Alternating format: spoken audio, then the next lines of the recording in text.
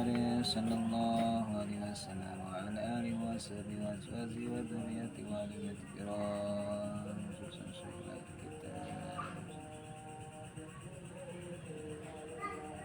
Al-Fatihah. A'udzu billahi minasyaitonir rajim. Bismillahirrahmanirrahim. Alhamdulillahirabbil alamin arrahmanir rahim maliki yaumiddin. Iyyaka na'budu wa iyyaka nasta'in ihdinas siratal mustaqim. Shiratal ladzina an'amta 'alaihim ghairil maghdubi 'alaihim waladdallin. Assalamualaikum warahmatullahi wabarakatuh. Alhamdulillahirabbil alamin wa bihi nasta'in 'ala umuri dunya waddin. Wassalatu wassalamu ala asrafil anbiya wal mursalin sayyidina Muhammadin wa ala alihi washabihi ajmain, amma ba'du. Kaum muslimin dimanapun anda berada, mudah-mudahan senantiasa dalam lindungan Allah dan mudah-mudahan selalu dimudahkan, diringankan untuk menjalankan perintah-perintah Allah dan menjauhi larangan Allah Subhanahu wa taala. Amin ya rabbal alamin. Baik, malam ini saya akan membacakan kitab At-Ta'aruf lil Mubtadi'in fi Sulukit Tasawuf. Ta'aruf yakni membahas tentang ilmu tasawuf, karangan karya Kiai Haji Imaduddin Usman Al-Bantani, Cempaka, Kresek. Beliau adalah salah satu guru saya di Pondok Pesantren Cempaka. Baik, kaum muslimin, sahabat-sahabatku yang dicintai oleh Allah, kita mulai saja pembahasan yang pertama. Babun fi ilmi tasawufi fasun fistiqof. Babun utawi iki kuba fi ilmi tasawufi, iku tetap ing dalam ilmu tasawuf. Faslun fistiqoqihi utawi iki ku pasal fistiqoqihi ing dalam istiqoqe tasawuf atau asal usul tentang kata tasawuf. Ikhtalafal ulama'u fistiqoqi ala aqwalin kasiratin.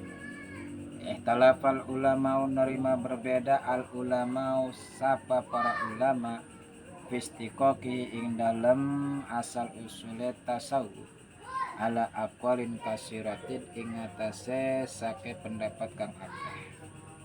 Di dalam kitab ini Kiai Haji Imaduddin Usman Al-Bantani merangkum membahas ilmu tasawuf, bahwasanya asal usul kata tasawuf itu banyak perbedaan pendapat ulama. Minha ikutab setengah saking aqwalun kasiratun annahu minas sufi, iku seturune tasawuf minas sufi ikutab setengah saking suf, kain wol. Ruwiya an Anas bin Malik radhiyallahu taala anhu qala. Ruwiya dan dikatakan an Anas bin Malik saking Anas bin Malik radhiyallahu taala anhu qala, ngucap ya Anas bin Malik, kana Rasulullah sallallahu alaihi wasallam, Anas apa Rasulullah sallallahu alaihi wasallam yujibu dakwatal abdi, iku ngijabah iya Rasul dakwatal abdi ing dakwah ing panggilane hamba, wayar kabul himar lan nunggak iya abad ing himar, wayal basu lan nganggo iya abad asufa ing suf kain.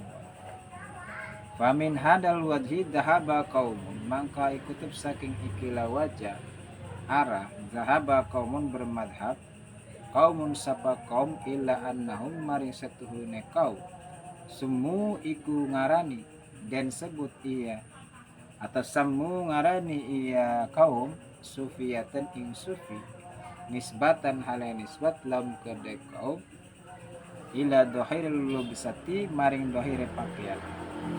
Li annahum karena setune tasawuf, li annahum karena setune kaum ikhtaru iku milih iya kaum lubsa sufi ing pakaian wot likauni karena anane suf araku iku luwe lembut luwe halus walikauni lan karena set anane suf kana iku ana ya suf lubasul anbiya iku libasal anbiya iku pakaian para nabi. Nah, di dalam membahas istilah asal usul tasawuf, pendapat yang pertama adalah berasal dari kata suf, yakni mananya adalah kain halus atau wol. Berdasarkan hadis dari riwayat Anas bin Malik bahwasanya Rasulullah pernah mengijabah panggilan atau doa seorang hamba, di mana hamba tersebut mengendarai himar dan juga memakai pakaian terbuat dari suf atau kain wol yang halus. Nah, atas dasar inilah satu kaum tasawuf ahli sufi menamakan dirinya, menyebut dirinya dengan istilah sufiyah, ya, nisbat dari dohirnya pakaian. Nah, dari sinilah memakai pakaian yang halus itu lebih halus, dan juga kain suf ini, kain wol ini adalah konon katanya pakaiannya para nabi. Nah, itu yang pertama istilah kata tasawuf dari suf, yakni kain wol. Wa minalan ikutab setengah saking tasawuf akwalin kasirat. Pendapat yang banyak dari ulama istilah tasawuf annau minas sofi iku tawi seturune tasawuf iku tep saking sof barisan li annahum karena satune kaum kisofil awali iku tep dalam sof kang awal baina yadayillahi azza wa jalla ing dalam antarane zat Allah azza wa jalla birtifai umumihim birtifai himamihim kalawan nerima ngangkat sakhe hasrat cita-citane kaum wa iqbalihim lan madepe kaum alallahi ta'ala ingatase Allah ta'ala bi qulubihim kalawan sake atine kaum bisarairihim kalawan sake rahasia atine kaum baina yadaihi ing dalam antarane hadapane Allah. Nah, pendapat yang kedua ini menyebutkan bahwa istilah tasawuf itu berasal dari kata sof, yakni barisan yang pertama. Kenapa disebut barisan yang pertama? Karena ahli sufi itu selalu di urutan yang pertama dalam menghadap kepada Allah, sehingga apa yang menjadi hasratnya, tujuannya, penghadapannya hanyalah kepada Allah. Baik hatinya, sanubarinya hanya diperuntukkan kepada Allah.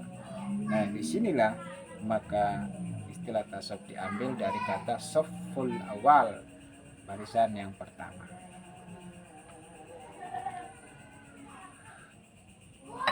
Wa min halan ikutub setengah saking akwalin kasirat. Ada lagi dari pendapat yang berbeda annau minas sufatil lati kanat li fuqara'il muhajirina ala adi Rasulullah sallallahu alaihi wasallam alladzina qala Allah ta'ala fihim a'udzu billahi minasyaitonir rajim lil fuqara'il ladzina usiru fi sabilillahi la yastati'una darban fil ard. Lan ikutub setengah saking akwalin kasiratin annau taisatuhuna tasawuf iku tetep saking sufah kaum sufah kang ana iya sufah iku tetep kedua ahli fakire muhajirin kabeh ing atase masa Rasulullah kang nyebut kang ucap sapa Allah taala fihi ing dalem sufah fakire muhajirin lil fakire alladziina usiru fi sabilillahi la yastati'una darban fil ard. Nah, pendapat yang ketiga adalah bahwa kata tasawuf itu berasal dari kaum sufah, di mana kaum sufah itu adalah ahli fakir muhajirin pada masa Rasulullah SAW. sebagaimana disebutkan dalam surat Al-Baqarah tadi 283. Wa kanu nahu min arba'ati mi'ati rajulin lam takun lahum masakinu bil madinati wala asyair. Nah, kaum Sufa ini katanya disebutkan di sini adalah orang yang tidak punya tempat tinggal di Madinah dan tidak punya keluarga. Ada 400 orang kira-kira. Wa kana Rasulullah SAW yahussun nasa ala muwasatihim wa yujlisu ma'hum wa yaqulu ma'hum. Dan pada masa Rasulullah kaum Sufa ini Nabi menghimbau kepada umat yang pada saat itu agar meluaskan rizkinya dan memberikan tempat, memberikan makan kepada Sufah. Wa fihim nazala qauluhu ta'ala. Nah, dari kaum Sufah lah kemudian satu ayat turun, wala tatrudil ladina yad'una rabbahum bil ghadati wal asyi yuriduna wajha. Dalam surat Al-An'am 25 ya, 52 ini. Dan juga dalam surat Al-Kahfi ayat 28. Wasbir nafsaka maladina yad'una rabbahum bil ghadati wal asyi. Nah, itulah ayat-ayat suci Al-Quran yang turun oleh sebab karena ahli Sufah, di mana disebutkan janganlah engkau mengusir orang-orang yang berdoa pada Tuhannya di pagi hari maupun sore hari karena mengharap wajah atau zat Allah. Itu dalam surat Al-An'am. Kemudian wasbir nafsaka mal ladina yad'una rabbahum bil ghadati wal asyi. Sabarlah kepada dirimu sendiri beserta orang-orang yang berdoa kepada Tuhannya di waktu pagi dan sore hari. Al-Kahfi. Nah, itu pendapat yang tadi minas Sufah. Selanjutnya wa minha annahu minas sufati kama yuqalu kufi nisbatu ila Sufah. Yanno ma'allai kasifatil matruhati la tadbirola aw min sufatil kofa lillayiniha wasufi hayinun layinu. Pendapat yang lain yang terakhir ialah minas sufah, dari kata sufah, yakni sebagaimana orang Arab menyebutkan kata kufiyun, nisbat daripada kota Kufah. Atau ada lagi kata sufa ini disebutkan karena ahli tasawuf itu minas sufatil kofa, jidatnya itu bersih karena saking licinya banyak sujud. Nah, disebutlah fasufi hayyun layyinu. Faslun fi haddihi utawi iki ku pasal ing dalam batasanane atau ta'rif tasawuf. Nah, tadi kita sudah membahas sedikitnya tentang mustaq atau asal usul dari kata tasawuf. Sekarang kita berpindah kepada batasan atau ta'rifat, definisi dari kata tasawuf. Ini lumayan banyak ya. Kita sebutkan satu-satu. Huwa ilmun yu'rafu bi ahwalun nafsi mahmuduha wa madmumuha wa kaifatu tathiriha minal madmumi minha wa tahliyatiha bil tisofi bi mahmudiha wa kaifiyatis suluki wa sayri ilallahi ta'ala wal firari ilaihi. Wa utawi tasawuf, tasawuf ilmun yarafu bi ahwalun nafsi, iku ilmu kang den kuruhi bi kelawan ilmu ahwalun nafsi, apa sake pertinggahan nafsu, mahmudwa baguse atau terpujian nafsu, wa madmuha lan tercelane nafsu. Jadi yang dimaksud dengan ta'rif, definisi dari tasawuf itu ialah ilmu yang mengenali, mengetahui segala seluk-beluk hawa nafsu.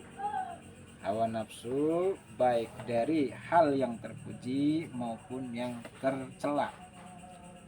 Nah, kita harus tahu mana gejolak nafsu ini yang terpuji, mana gejolak nafsu ini yang tercela. Wa kaifiyatu tathhiriha minal madmumi minha, dan mengetahui bagaimana caranya mensucikan, memanage hati, memanage nafsu agar hilang, terhindar dari sifat tercela. Wa tahliyatiha bittisafi bimamudiha, dan menghiasnya nafsu ini dengan sifat-sifat yang terpuji. Dan juga wa kaifiyatus suluki wasairi ilallahi ta'ala wal firari ilaihi, dan juga bagaimana caranya kita menempuh, meniti jalan menuju kepada Allah dan berpaling dari selain Allah. Nah, itu definisi daripada tasawuf. Qala al-Junaidu qaddasallahu sirrah, wis ngucap sapa Imam Junaid qaddasallahu sirrah, at-tasawufu huwa ayyumitakal haqqu inda wa yuhyika bihi. Imam Junaid qaddasallahu sirrah mengatakan bahwa definisi tasawuf itu adalah at-tasawufu huwa ayyumitakal haqqu. At-tasawuf utai tasawuf huwa ya tasawuf ayyumitakai korpenta mateni kai siral haqqu sapa Allah kang hak indaw dalam saninga siwa wa yuhyika lan nguripakan ya hak ing sira bikalawan. Jadi istilah tasawuf itu sendiri adalah bagaimana Allah mematikanmu di sisinya dan menghidupkanmu di sisinya. Nah, itu sebagian ulama mengatakan definisi tasawuf. Ini banyak sekali ya definisi yang mengatakan tasawuf itu seperti apa. Wa qala Bishr bin al-Harisi as-sufiyu man safa qalbuhu lillahi ta'ala. Berkata Bishr bin Haris bahwa as-sufiyu tawi sufi man safa iku kang bersih qalbu apa artinya si wong lillahi ta'ala, karena Allah ta'ala. Kaum sufi itu ialah orang yang hatinya lembut, bersih karena Allah. Wa qala Umar bin Utsman al-Makki rahimahullah ta'ala, Umar bin Utsman al-Makki mengatakan at-tasawwu wa ayyakunal abdu fi kulli waqtin bima haula bil waqti. Tasawuf ialah bagaimana seorang hamba dalam tiap waktunya akan lebih baik dari waktu sebelumnya. Waqala Ruwaim berkata at-tasawwuf mabniun ala salasi fisal. Tasawuf itu didasari dengan 3 pondasi perkara. At-tamassuku bil fakri wal iftikar. Pertama, berpegang teguh dengan kefakiran dan merasa butuh kepada Allah. Wa tahaqququ bil badli wal isar, dan sungguh-sungguh benar-benar dengan mencurahkan, memilih akhirat daripada dunia. Wa tarkut ta'arudi wal ikhtiyari, dan meninggalkan hal yang dapat memalingkan kita daripada Allah, dan ikhtiar meninggalkan hal-hal keduniaan. Wa qala Sahlun, dan Sahal berkata as-sufiyu man safa minal kadri wamtala minal fikri wasta indau dahabu wal madaru wangkata ilallahi man basyar. Kisah Hal mengatakan bahwa sufi itu ialah orang yang bersih dari segala kotoran dan memenuhi hatinya dengan pikiran, berpikir, dan terus menempuh kepada Allah, menjauhi makhluk-makhluk. Wa qala Ma'rufun al-Qurhi, Ma'ruf al-Qurhi berkata at-tasawwufu al-akhdhu bil haqa'iqi wal ya'su mimma fi aidil khalaiqi wa man lam yatahaqqaq bil faqri lam yatahaqqaq bit tasawwufi. Ma'ruf Al-Qurhi mengatakan bahwa tasawuf itu ialah mengambil dengan sungguh-sungguh, ya, dan berputus asa dari apa yang ada di tangan-tangan makhluk. Maka barang siapa yang tidak sungguh-sungguh dengan kefakiran, maka dia belum disebut bertasawuf.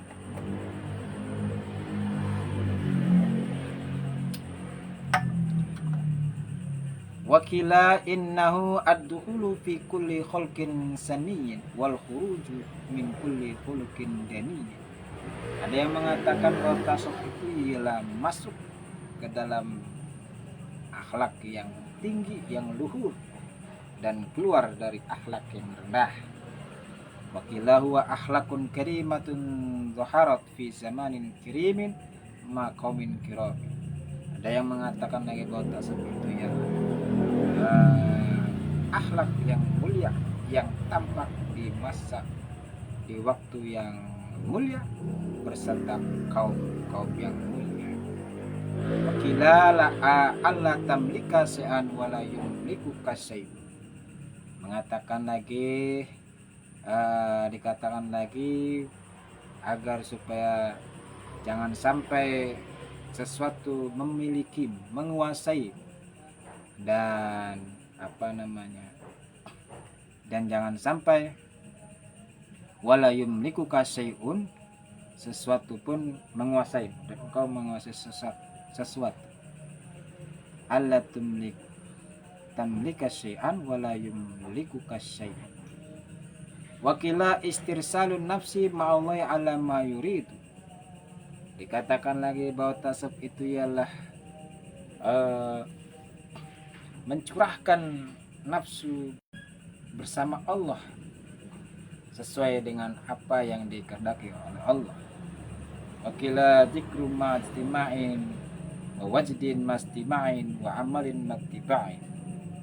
Dikatakan lagi bahwa tasawuf itu ialah menyebut, mengingat apa beserta jamaah, kumpul, dan pertemuan disertai dengan istimewa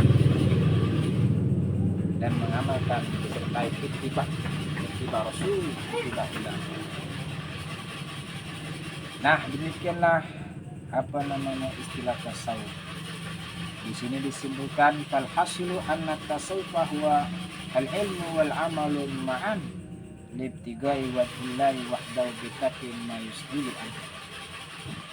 Bahwa tasawuf kesimpulannya yaitu Ibn Usman menyimpulkan bahwa anna tasawuf sesungguhnya tasawuf ialah ilmu, amal bersama, karena hanya mengharapkan Allah dengan meninggalkan hal-hal yang dapat menjauhkan dari Allah. Faslun fi wadihi utawi iki ku pasal ing dalem letak dasar tasawuf.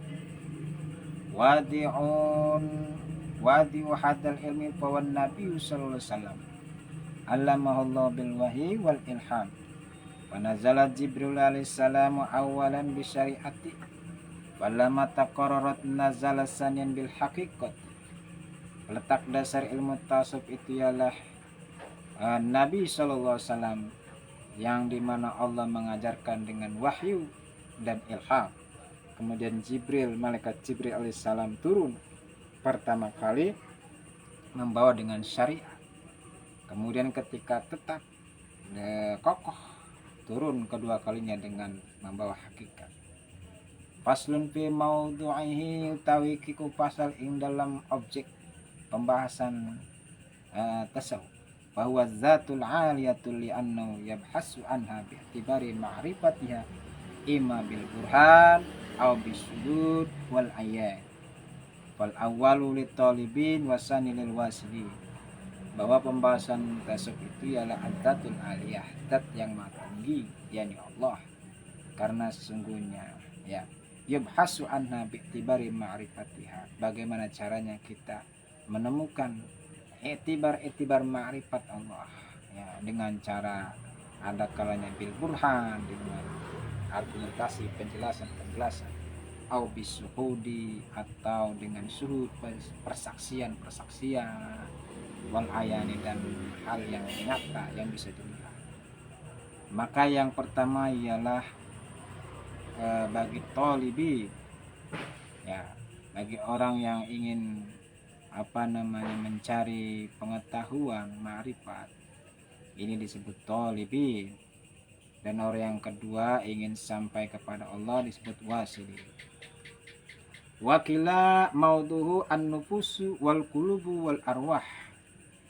Ada yang mengatakan lagi bahwa pembahasan tasawuf itu adalah an-nufusu, nafsu-nafsu, wal qulubu, dan hati, wal arwahu, dan roh.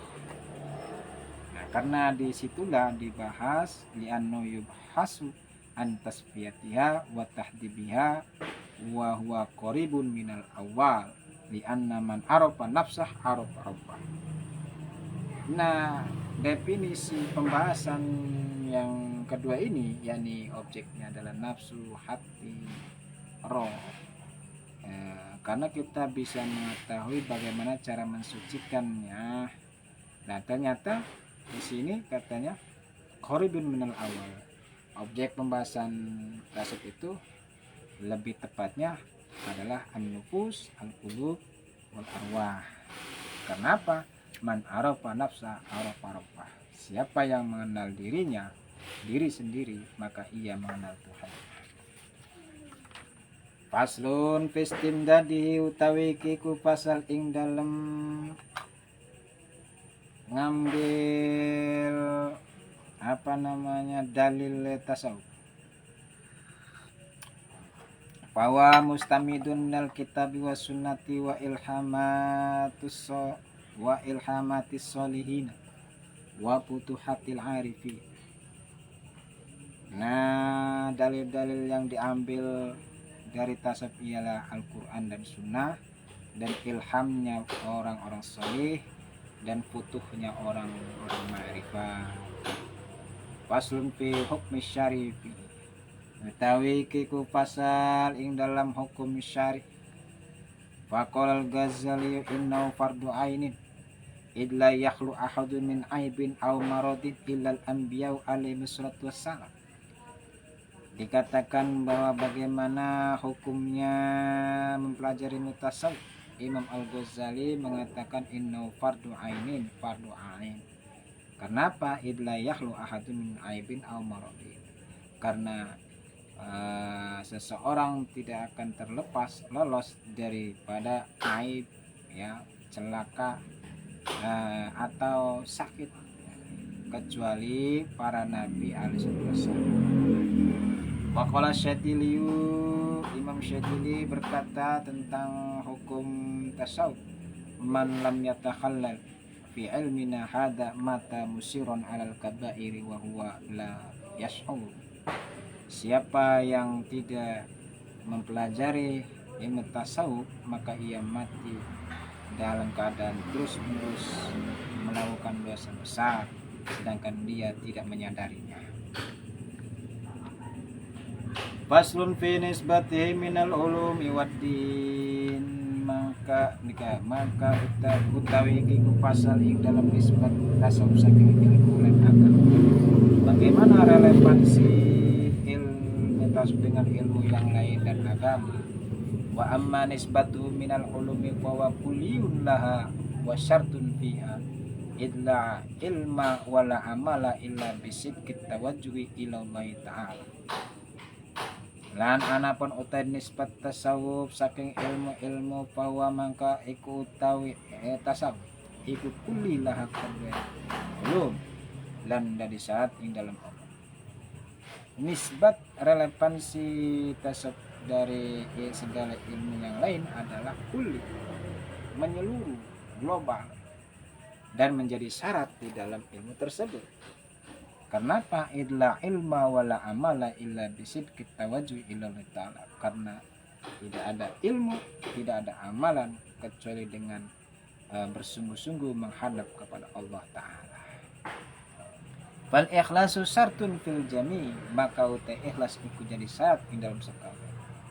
Dan ikhlaslah segala menjadi syarat di dalam melaksanakan segala ibadah. segala ilmu. Hada bi'tibari sihhati syar'iyyah wal jaza'u wassawab. Inilah contoh yang sahih menurut syariat dan berpahala, dapat ganjaran. Wa amma bi'tibaril wujudil khariji fal ulumu tujadu fil khariji bidun tasawfi lakinna naqisatun wasaqitun. Dan anapun kelawan itibar wujud kang khariji maka utai ilmu iku dan temu ya ilmu ing dalam keluar kelawan tanpa tasawuf tetapi ne ulum iku kang kurang atau gugu. Walidhalika qala as-Suyuti nisbatut tasawufi minal ulumi ka ilmil bayan minan nahwi yani huwa kamalun fiha wa muhsinun lah. Artinya daripada ilmu yang lain relevansi ilmu tasawuf ini akan melengkapi. Kalau tidak ada tasawuf maka ilmu tersebut dirasa kurang bahkan gugur. Oleh karena itu Imam As-Suyuti mengatakan nisbat tasawuf kepada ilmu yang lain ini bagaikan ilmu bayan melengkapi ilmu nahwu. Itu. Wa qala Syekhu Zarraqu rahimahullah ta'ala nisbatut tasawufi minad dini nisbatur ruhi minal jasad. Syekh Zarwaq mengatakan tasawuf relevansinya dengan ilmu yang lain dengan agama adalah sebagaimana roh menghidupkan jasad. Gitu. Faslun fi faidatihi utawi iki ku pasal ing dalam manfaat faidah tasawuf. Wa amma faidatu fatadibul qulubi wa marifatu alamil guyubi. Dan anapun utai faidah tasawuf iku maka ngapersiakan sakit hati lan ngurwi sakit ilmu-ilmu kegaiban. Au taqulu samratu sakhawatun nufusi wassalamatu suduri wa husnul khuluqi ma kulli makhluqin.